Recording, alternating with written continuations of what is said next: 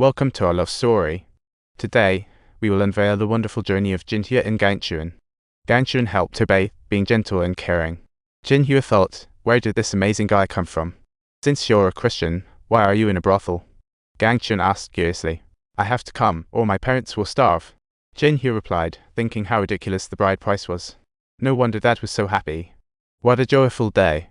Dad grinned from ear to ear when he received the bridal price. She couldn't help but laugh. After marriage, Jinhua and Gangchuan were living their honeymoon period. It was like a dream come true. She fully fell for Gangchuan. They had only met once, yet this man had already secured a special place in her heart. I am Gangchuan's wife, and I've never doubted that.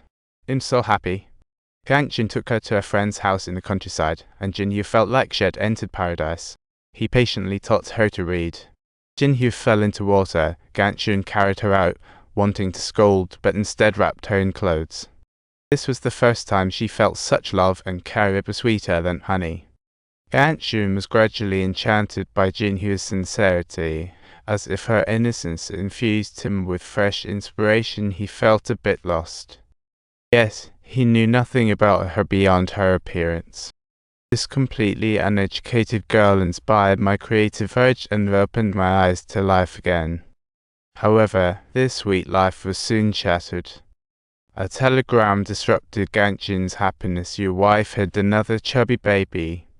Wow, congratulations, you're a dad again, a friend joked. Yet the conversation completely ignored Jinhua's existence. You're committing bigamy. What a sin! Christians can't commit bigamy. You're fooling Christ, and you're fooling me. Jinhua felt her soul being torn apart. The beautiful dream shattered. Jinhua collapsed, running outside. Gangchuan searched for her but had no words, only able to hold her tightly. Being a dad should be great, but seeing Jinhua like this, it just made him miserable. Back in Nanjing, I found out another telegram was waiting for me. My dad passed away. I have to go back to Japan. Jinhua thought to send him off. This doesn't feel right. I can't be cold after becoming so close just moments ago. The changes came too fast. Jinhua hardly had time to react. Please take care of her, Gangchuan instructed a friend. It's not difficult to be remembered by someone forever. Just warm her up when she's feeling down. And Gangchuan did just that. After he left, Jinhua's family lost all their income. They had to face a life of hunger and cold again. It felt like a tragedy. Returning to the brothel, remembering the sweetness, Jinhua had nowhere else to go. She was tricked by Mei Ning and ended up with troublesome clients. A virus started to take over her, and it felt like a battle between her body and the infection.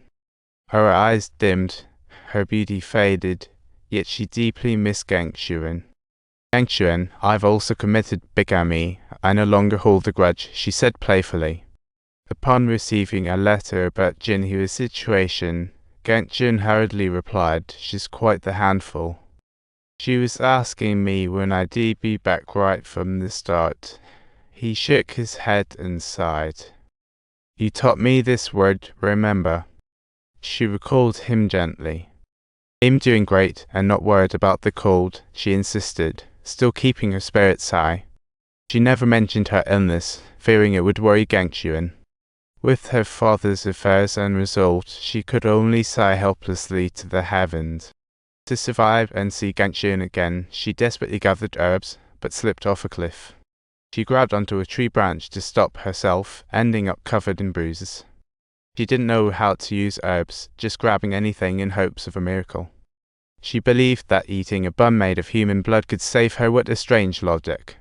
Despite trying everything, her illness showed no signs of improvement. As her body weakened, she wondered if she'd still be alive to see Gangchuan. A friend brought a doctor, saying, we got the best doctor for you.